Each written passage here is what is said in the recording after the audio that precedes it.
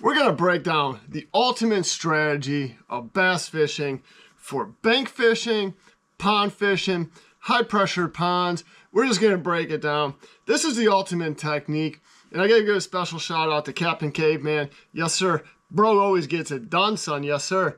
But he brought it up in a comment. I'm like, dude, that's a great video. It's the way I've been fishing pretty much my whole life. And it's basically fishing with 2 rods and reels. And I'm going to tell you why it's so important to fish with 2 rods and reels. And I'm going to talk about the technique.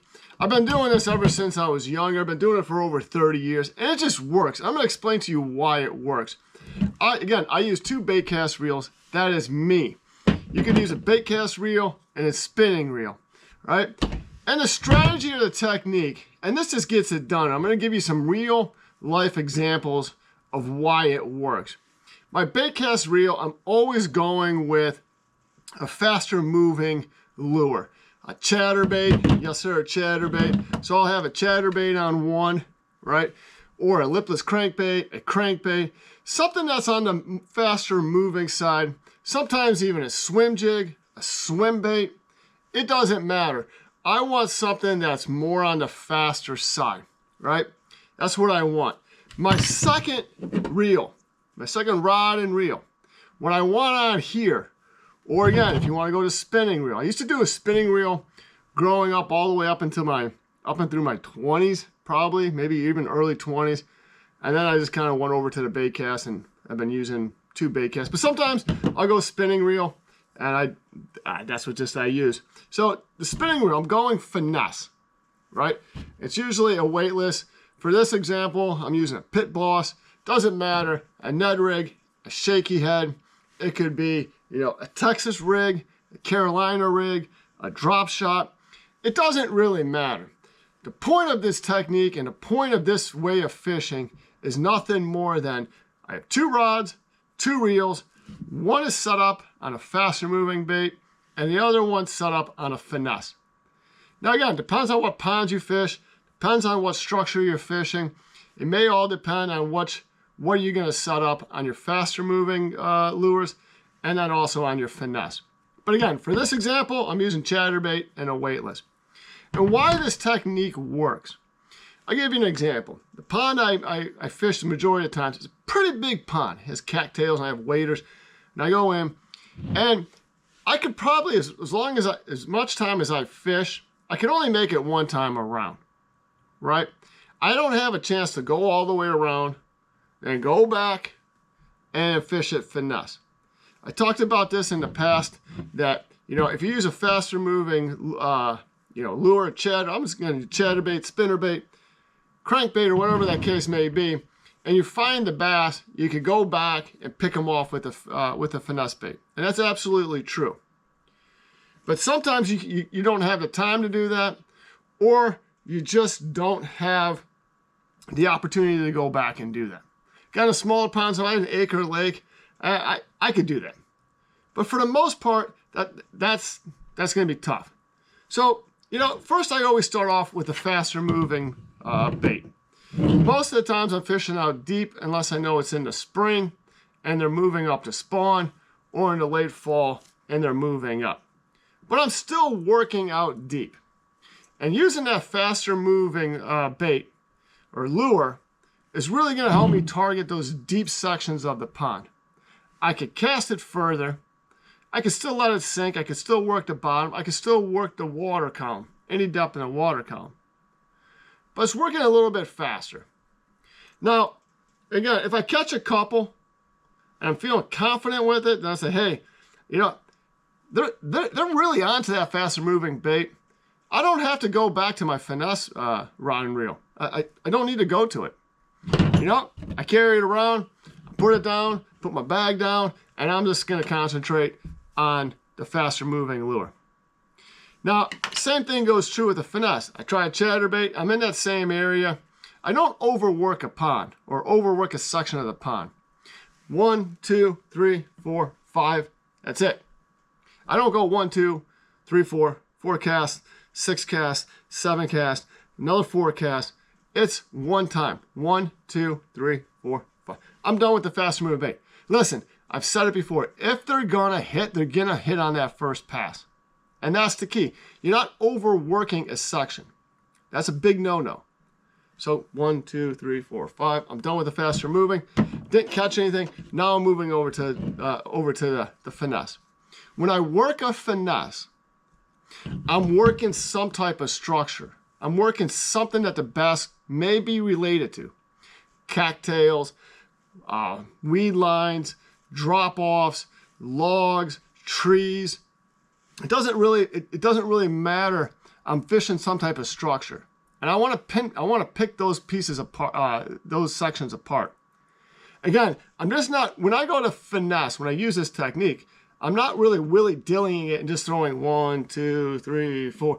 My finesse, when I switch over to finesse, I'm targeting certain structure or certain things in that pond or certain things within that section of the pond. For example, that I fished, the pond I fished the most, there's the cattails. I'm going to fish the edge of the cattails. If there's stick-ups, if there's little pockets of cattails that are out there, I'm going to fish those. I'm not willy-dillying just fishing the whole thing. I'm very specific on how I fish a finesse. Now, another example, I get into little pockets. Again, this is the reason why I have it, right? I'm walking around. There's a little pocket. There's really not a whole lot of room to fish. I know throwing a chatterbait in there, hitting the water is probably too loud. I don't throw it. Pick up my finesse rod and reel. I pitch it in there. Boom. Big bass after big bass all day long. That's how you catch big bass. I don't have to worry about, if I'm only using one rod, I don't always have to worry about second guessing myself. Cut and tie. I got a chatterbait. I cut. I'm going to try finesse. Next part of the lake or pond I go to, that finesse isn't working. So I'm going to cut and tie. And you're spending a whole lot of time cutting and tying. Now again, if the chatterbait isn't working, again, that's my preference. But let's say a lipless crankbait isn't working, and you go to the next part or your next spot in the lake, and you go through your progressions. Then you say, hey, chatterbait's not working. Let me try a lipless. Tying a lipless. I still have my finesse on there. Now for me, I'm going back into the video I did a couple weeks ago with the worm and water theory. It's not so much the finesse lure itself. It's actually the technique and how it falls and the natural presentation. So for me, if I'm going weightless, I'm going weightless. Now I know that like Robert Bro 777, he goes Ned rig. So again, you're not cutting and tying. You might change color. You might even change the brand. But for me, if it's weightless or like Robert Bro 777, he's going with a Ned rig. You might change the color. You might change the size. But you're not wasting your time cutting and tying, right? So those are two examples. Another example, again, going through a progression of a pond where I'm fishing my sections of the pond. There's been times I fish a chatterbait, and I'll get a bass to come up right on shore and just take off, and it misses it. Like 2 feet off the bank.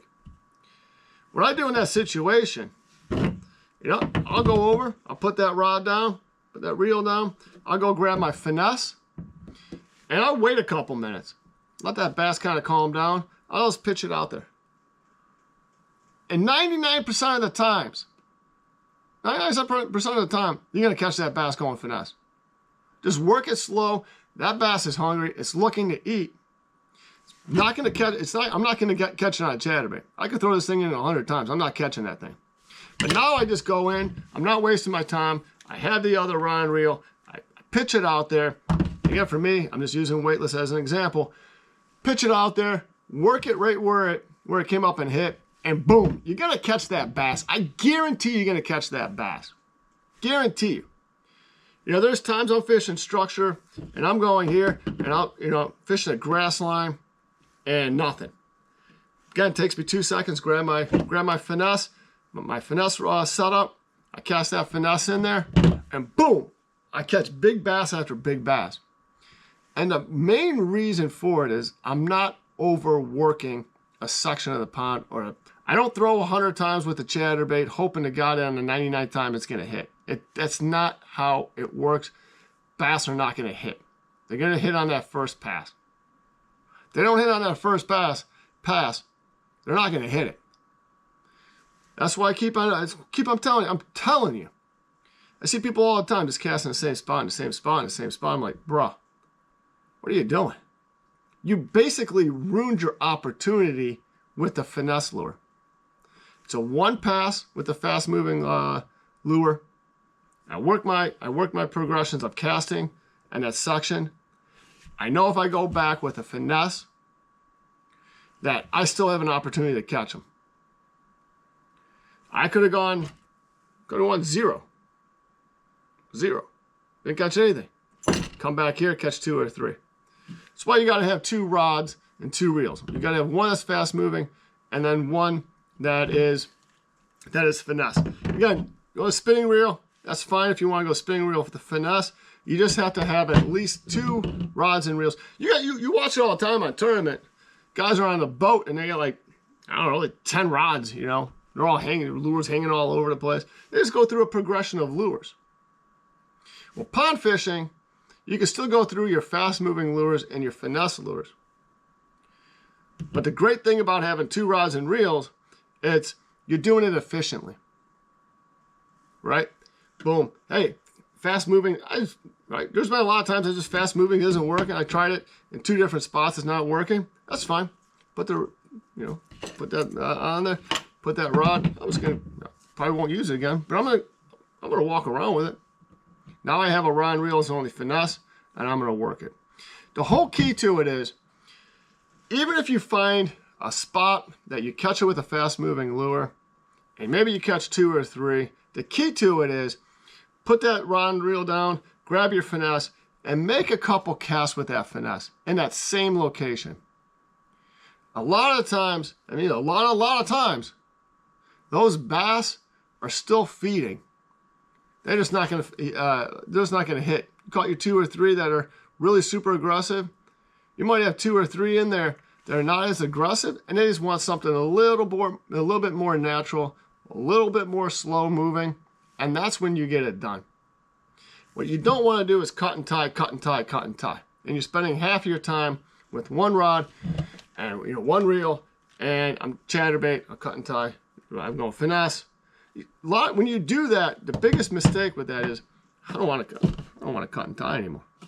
I just don't really feel like cutting and tying anymore. And then you get stuck into that, like whatever I have on my reel, whatever lure I'm using, that's what I'm stuck using. Nah. I'm telling you, get 1 rod or get 1 reel for fast moving, 1 reel for finesse. I always start off with fast moving, and then I move over into the finesse. Unless it's like little pockets, and I'm telling you what this is really key to it. A lot of times I'll just go from one section to another section, and I'm like, I know that's a finesse. I know that section's finesse. Right? It's tight. There's a lot of cover. They're fast moving. I really can't. Sometimes I can't cast. I can't make that good cast. I can pitch that finesse. It's more quieter. It's more natural. And I don't have to worry about cutting time.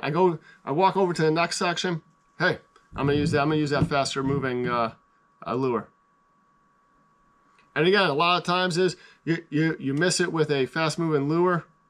Okay, I might still continue through my progression of casting, right?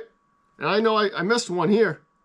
I threw it back, never hit. Still gonna go through my progression of cast. Okay.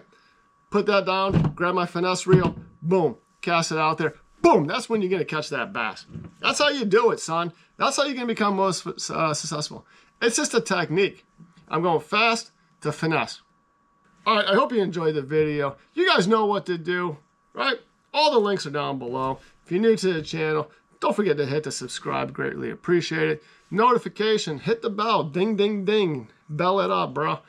And don't forget to check out the merch. Link down below. Check out the merch store. Check out the membership. Greatly appreciate it. And I'll catch you next time on Getting It Done Fishing.